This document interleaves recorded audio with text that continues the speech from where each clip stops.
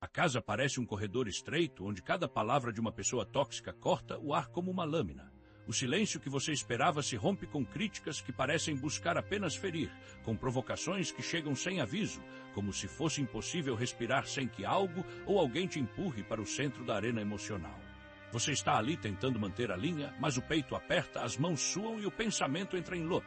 O que ela quis dizer com isso? Como eu devo reagir para não piorar tudo? Se eu falar, eu vou perder o controle. Se eu ficar quieto, eu perco minha dignidade. A ansiedade sobe, o coração bate mais rápido e a vontade de simplesmente sair correndo ou de enfiar a cabeça no celular parece a única saída que promete alívio rápido. Mas cada tentativa de fuga parece apenas empurrar o problema para amanhã, como se a paz pudesse ser comprada com distração ou negação. As soluções que o senso comum oferece ecoam como conselhos fáceis demais. Apenas relaxe, ignore, não pense nisso. Relaxe, a mente continua a girar, ignorar, a presença tóxica não some só porque você fecha os olhos. Não pensar nisso implica negar a realidade do desconforto, como se fosse possível apagar o fogo apenas apagando a chama.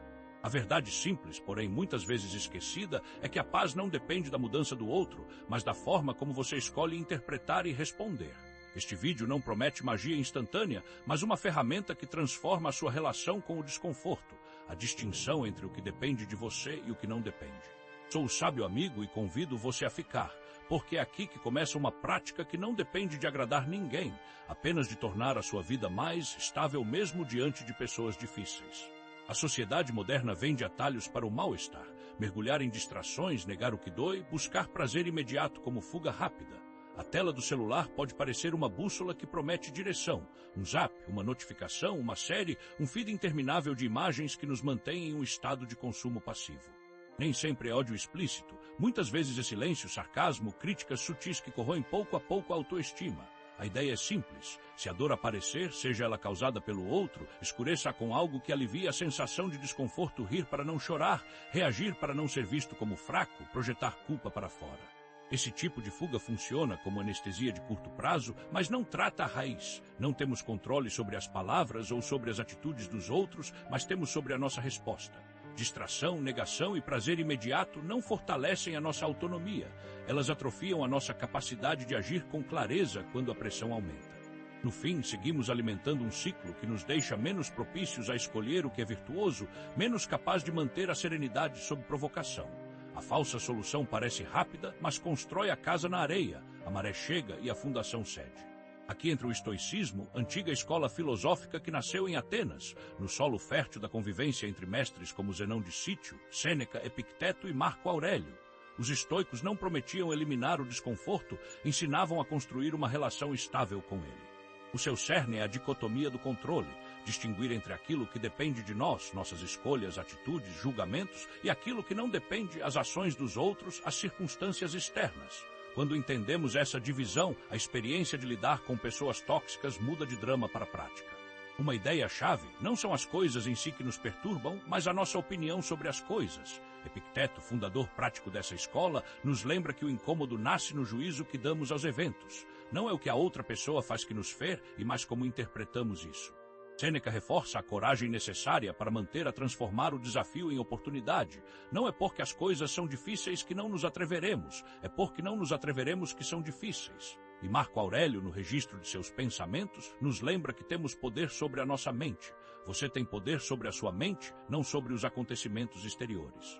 Realize isso e você encontrará a força. Ao colocar a tela do mundo ao lado da bússola interna, o estoicismo nos oferece uma prática diária.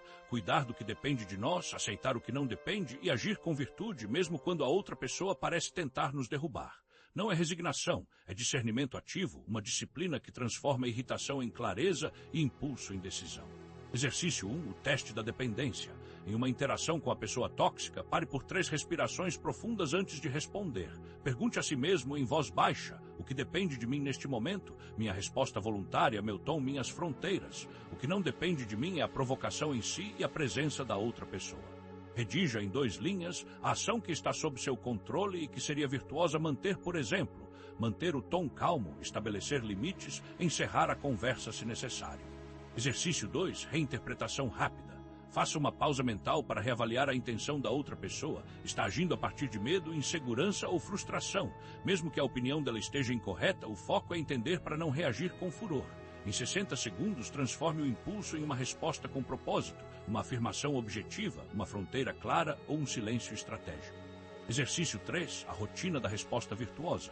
Adote 3 linhas de ação. 1. Estabelecer limites com firmeza e empatia. 2. Responder com brevidade e foco no que é verdadeiro e útil. 3. Concluir a interação com um próximo passo claro marcar uma conversa posterior, enviar uma mensagem objetiva ou encerrar a conversa com uma nota de respeito.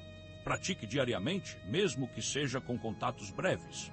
A prática constante reduz a chance de reatividade extrema, treinando a mente para escolher a virtude, não a vitória momentânea. Para continuar, a transformação caminho obrigatório, a transformação. A cada dia você pratica desengatar sua paz do comportamento alheio. A partir disso, a vida se revela com menos ruídos e mais compasso, menos reatividade, mais discernimento, menos vontade de controle, mais capacidade de escolha, menos desespero, mais propósito. Imagine-se respondendo com calma à provocação, mantendo a dignidade sem abrir mão de fronteiras. Uma pessoa que domina a si mesma não é aquela que não sente, é aquela que não permite que a emoção decida por ela. A verdadeira transformação começa quando você decide não permitir que o comportamento de alguém determine seu estado interior. Se você insiste em praticar isso, verá que a vida se torna menos turbulenta e seu próprio alcance cresce. Você se torna mais resiliente, mais claro, mais humano. E a frase que fica: não é o outro que molda quem você é a sua decisão de responder com virtude. Que essa escolha seja o início de uma vida mais firme, mais serena e mais significativa.